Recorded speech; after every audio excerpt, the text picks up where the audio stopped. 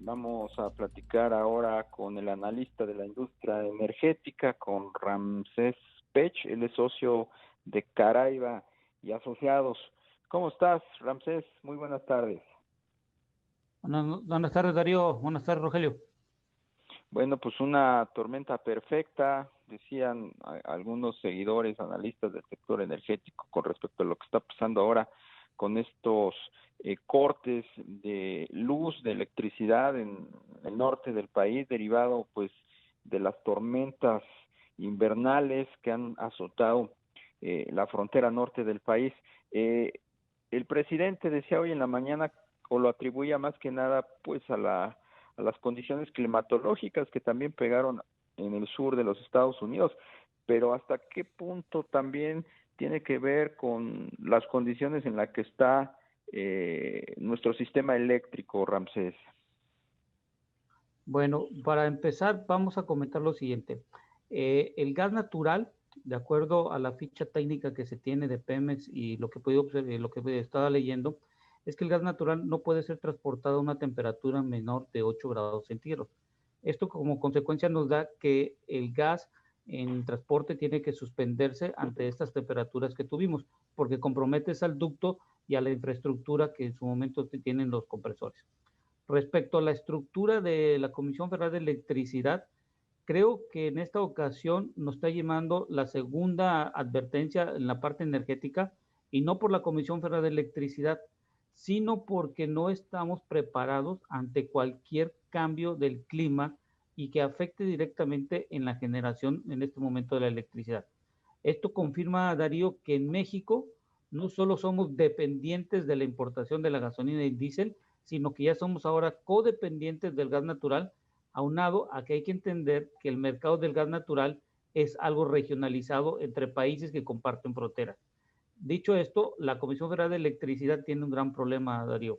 Sus plantas no son de un encendido rápido, posiblemente no tenían en la cantidad, ya sea las carboeléctricas, las que utilizan el diésel o el combustóleo, la cantidad de materia prima necesaria para poder generar la electricidad.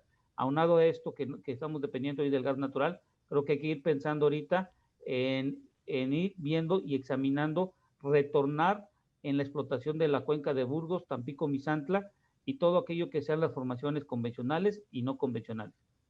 Por supuesto, Ramsés, buenas tardes, te saluda Rogelio Varela. En esta coyuntura que nos comentas, ¿qué ha pasado con el precio del gas natural? Era, pues, digamos que un incentivo en los últimos años, pues, estar cerca del mercado más barato de ese energético y ahora, pues, parece que no es tan sencillo traerlo de allá y también los precios están variando.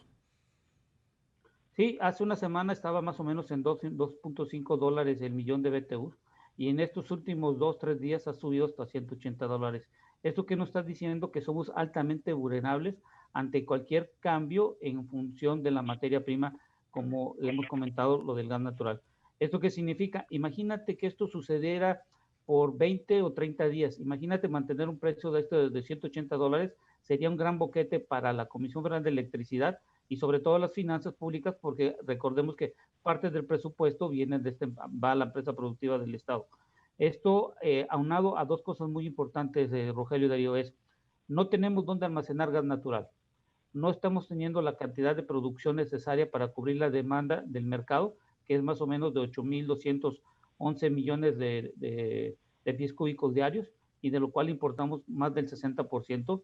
Y esto aunado que el Senagas no ha sacado las licitaciones para poder tener centros de almacenamiento, creo que se está configurando esto para que es la última llamada que nos va a dar la naturaleza y que entendamos de una vez por todas que ante el cambio climático, muy complicado saber cuándo y en dónde va a estar los cambios de temperatura.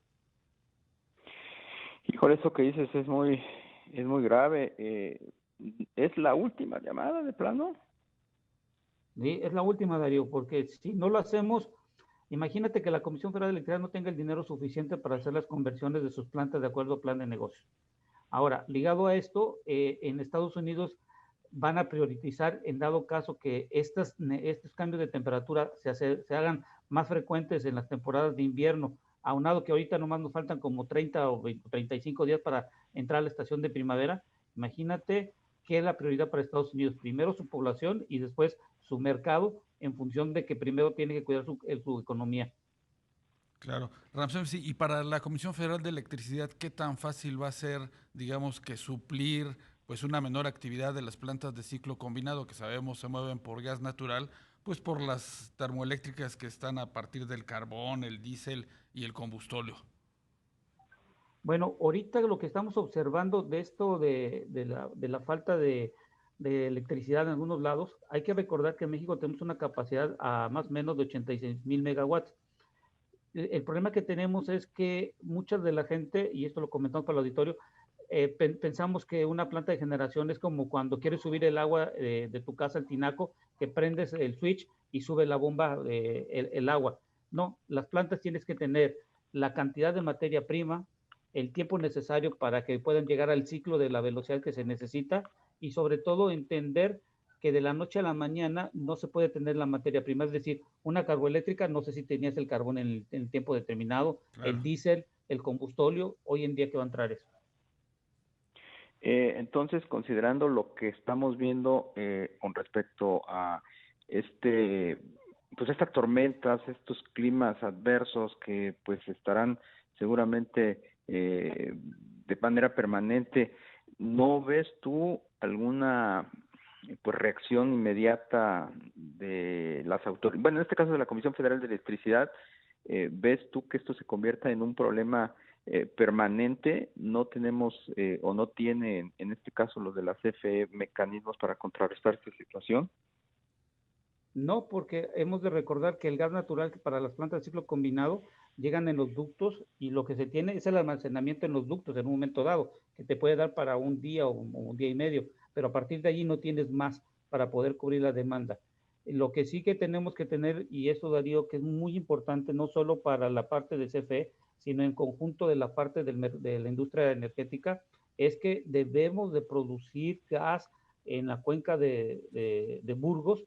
Y esto es importante porque en diciembre, y vuelvo y repito, en diciembre se metió en el Senado una propuesta de ley para bajar los derechos de utilidad compartida del DUC de 54 a 35, y también cambiar el régimen fiscal a la explotación del gas natural. Si pudiéramos hacer que estas dos leyes pudieran pasar, ayudaría mucho a Pemex, y aunado que la Secretaría de Energía pudiera reevaluar, sacar ya sea rondas o hacer farm out, y permitir no solo la parte de campos convencionales, sino en no convencionales, para poder tener el gas, y el CENAS y el CENAGAS a su mismo tiempo sacar las licitaciones para tener los centros de almacenamiento en el subsuelo. Y el CENACE, bueno, el CENACE tendría que reevaluar todas las plantas, cuáles son las que pueden tener en su momento dado una reacción rápida ante circunstancias que vamos a ver en el futuro. Claro. Ramsés, y este tema de la energía eléctrica con el gas natural también podría tener su impacto en gasolinas y diésel. Las refinerías en Texas pues también están sufriendo esta ola de frío polar. Sí, y lo que hay que ver, algunas refinerías tienen sus propias plantas de generación de acuerdo al gas que están produciendo, utilizan el gas propano o utilizan el combustóleo, pero lo que más llamaría la atención es que los combustibles, por lo pronto, lo que he estado observando de acuerdo a mapas de barcos, bueno, todavía están caminando, no hemos visto un congelamiento en donde está en la parte de Houston, solo ha bajado la temperatura, pero yo creo que en los próximos días esto pudiera volver a su orden como estaba antes de la tormenta, pero vuelvo, y como comentaba Darío, Rogelio, esta es la advertencia, y creo que ya no hay que estar jugando con la naturaleza ya nos dijo, señores, ya no es la misma temperatura, su infraestructura que tienen, si era para una temperatura, empiecen a cambiarla, empiecen a invertir, porque yo ya cambié. Bueno, pero eso no va a ser posible ver lo de las inversiones, ¿o sí? Bueno, eso depende mucho de nuestra facilidad o la forma como percibamos hoy en día estos cambios que tenemos de temperatura y el cambio climático, porque ya lo dijo el presidente Joe Biden, ellos van a cambiar, Canadá está cambiando, el Reino Unido está en la revolución verde, Europa está cambiando, China sabemos que va a empezar hasta el año 2030, y creo que nosotros debemos de empezar a partir del ya, ir pensando en cuánto y qué tipo de inversión se va a permitir. Si la inversión pública tiene la capacidad suficiente para hacer todo lo que se necesita hacer en este país, o tenemos que hacer una combinación público con la privada, porque si no, Yo nomás te doy 10 años más y vamos a tener un colapso. Bueno, pues ahí está. Más claro ni el agua, mi querido Ramsés Pech, analista de la industria energética, socio de Caraiba y Asociados. Muchas gracias por tomarnos la llamada. Gracias, que tengan buena tarde y cuídense. Gracias, Ramsés. Igualmente.